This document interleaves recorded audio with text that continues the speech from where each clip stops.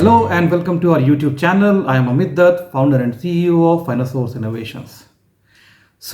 India आज की तारीख में हर क्षेत्र में तरक्की कर रहा है। हर कॉर्पोरेट में अगर आप देखें, चाहे गूगल, एडोबे, माइक्रोसॉफ्ट, ऐसी टॉप कंपनीज, कोई से भी आप कंपनी लीजिए, आपको उसमें इंडियंस टॉप पोजीशन में मिलेंगे।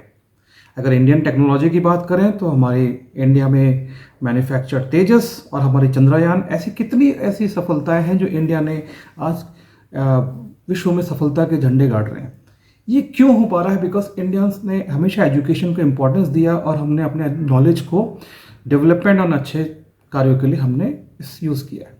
आज इंडिया 5th लार्जेस्ट इकोनॉमी है एंड बहुत जल्दी हम थर्ड लार्जेस्ट इकोनॉमी बन जाएंगे एंड हम ज़्यादा से ज़्यादा वर्ल्ड डेवलपमेंट में कंट्रीब्यूट करेंगे ना। इसमें अगर हमें और ज़्यादा अगर आगे जाना है, हम थर्ड से सेकंड एंड सेकंड से फर्स्ट लार्जेस्ट इकोनॉमी बननी है, हमें सबसे ज़्यादा वर्ल्ड सुपर पावर बनना है, तो उसके लिए ज़रूरी है कि हम ज़्यादा से ज़्यादा अच्छे स्टूडेंट्स हम वर्ल्ड को दें ताकि वो ज़्यादा से ज़्यादा कंट्रीब्यूट कर सके देश और दुनिया की तरक्की और उन्नति के लिए। अब ये इतने सारे स्टूडेंट्स जो हैं हमें मिलेंगे कैसे?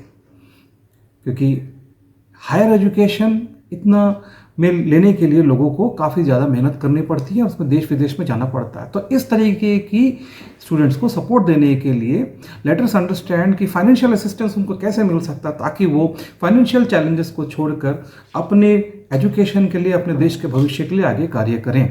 तो इस तरीके के फाइनेंशियल असिस्टेंस जो स्टूडेंट्स को उनके एजुकेशन के लिए हेल्प करती है, that is called education loan. Education loan एक ऐसा फाइनेंशियल टूल है जो एक स्टूडेंट को फाइनेंस प्रोवाइड करती है, not only for the college की fee but also for other expenses related to the studies, which also includes travelling from his residence to the college, maybe in India या abroad, जहाँ पर भी student को जाना है। Plus there are other expenses related to the studies like accommodation etcetera. ये सारे के सारे एक्सपेंसेस बहुत बड़े होते हैं। अगर खास तौर पर अगर स्टूडेंट अगर फॉरेन जा रहा है तो उनकी एजुकेशन तो बहुत ज़्यादा हो जाती है। इंडिया में भी अगर आप टॉप एजुकेशन इंस्टीट्यूशंस में जाते हैं तो एजुकेशन की फीस काफ़ी ज़्यादा होती है। हर पेरेंट्स की इतनी फाइनेंशियल कैपेसिटी नहीं होती है या हर स्टूडेंट को स्कॉलरशिप मिल जाए, ये उनको प्रिविलेज नहीं मिल पाता है। तो ऐसे स्टूडेंट्स भी देश के लिए कुछ करें तो उनको एजुकेशन लोन मिल सकता है। लेट अस अंडरस्टैंड कि एजुकेशन लोन्स किस किस तरीके के होते हैं। So types of education loan. There are two types of education loans. One is secured, the other one is unsecured.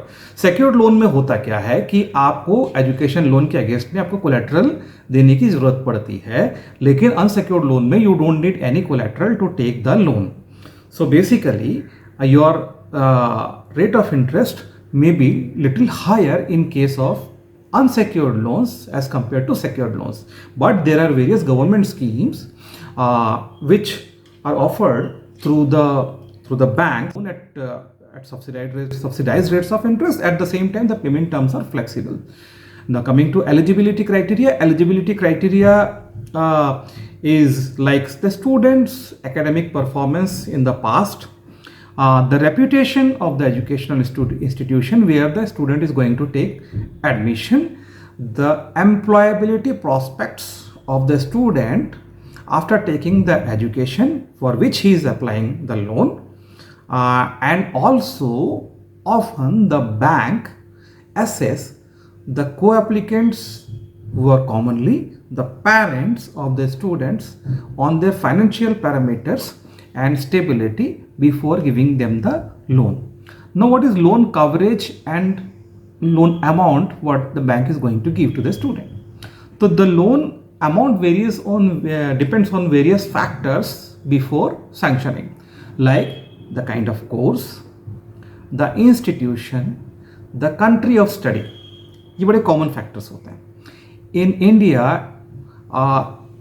जो लोन जो है cover not only tuition fees को कवर करती है, but at the same time the student loan के लिए apply करते हैं तो उनके कोर्स फी के साथ साथ उनके accommodation expenses, the travelling expenses and the study material के सारे एक्सपेंसेस को मिला के एक टोटल एक्सपेंस एस्टिमेट किए जाती है and bases on that estimation bank loan को सैंक्शन करता है।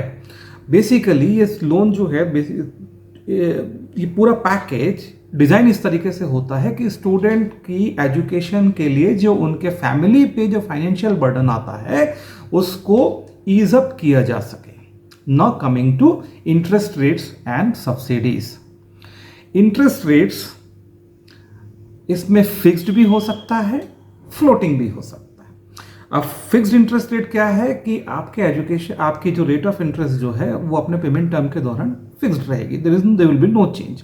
But floating rate of interest क्या है कि can change as per the market condition. There may be various government schemes जो कि इकोनॉमिकली वीकर सेक्शन को उनके एजुकेशन में सपोर्ट देने के लिए वो स्कीम्स उन स्टूडेंट्स को सपोर्ट करती है at affordable rate of interest में एजुकेशन लोन दे के, बहुत ज़्यादा महंगे रेट ऑफ इंटरेस्ट में नहीं होते हैं। Now coming to repayment terms. Repayment terms of loans इस तरीके से होता है कि स्टूडेंट्स को एक मॉरिटोरियम पीरियड मिलता है। मॉरिटोरियम का मतलब क्या होता है कि आप लोन को लेने के बाद आपको तुरंत उसको पे करने की जरूरत नहीं है, आपकी EMI from the next day next month शुरू नहीं होती, तो you will get A particular period जब से आपकी ईएमआई आपको पे करना है। अब इसमें क्या होता है, इसमें कुछ अलग अलग तरीके की स्कीम्स होते हैं, देयर आर मैनी लाइक कुछ लोन्स के स्कीम्स ऐसे होते हैं कि आप लोन ले लीजिए, ईएमआई का एक नॉमिनल पार्ट आप लोन के बाद इमीडिएटली पे करना शुरू कर दीजिए, जो कि ईएमआई से काफ़ी कम होता है, लेकिन ये पार्ट शुरू से ही आप पे कर सकते हैं ताकि जब आपका लोन जब आप पे करना शुरू करें तो आपका एक बर्डन एक साथ पूरा का पूरा ना आए। लेकिन बेसिकली जब आप हायर एजुकेशन लेने जाते हैं तो और उसके लिए जब लोन अप्लाई करते हैं तो नॉर्मली केसेस ऐसे ही होते हैं that you will find a good employment. So banks and the institutions who are supporting such education loan, they do understand that, तो they give you a particular employment period कि भाई आपका education के बाद आप इतने समय में एम्प्लॉयमेंट ले लीजिए और उसके बाद हम पे करना शुरू करेंगे। तो एक पर्टिकुलर ग्रेस पीरियड मिल जाता है उनको after the college education so that they can find a suitable employment and then they pay the loan in a particular period. तो this is a common way of paying against the education loan. Now there are tax benefits. तो tax benefit में section 80E के against में of the income tax act में there is this, आप एक specific duration तक आप अपने इस एजुकेशन लोन के अगेंस्ट में जो इंटरेस्ट पे होता है उसके अगेंस्ट में टैक्स बेनिफिट्स ले सकते हैं। So to summarise, let us understand education loan is a financial tool to assist a deserving student to take higher education at a affordable rate of interest with flexible payment terms, wherein the student's parent can become a co-applicant, they can give a collateral or they may not give a collateral depending on the type of scheme, but the basic idea is to take the education and can contribute to your family and towards your nation. So this is all about education loan. Please do subscribe our channel and do not forget to hit the bell icon so that you will keep on getting the notifications of us. Thank you so much. Wish you all the best.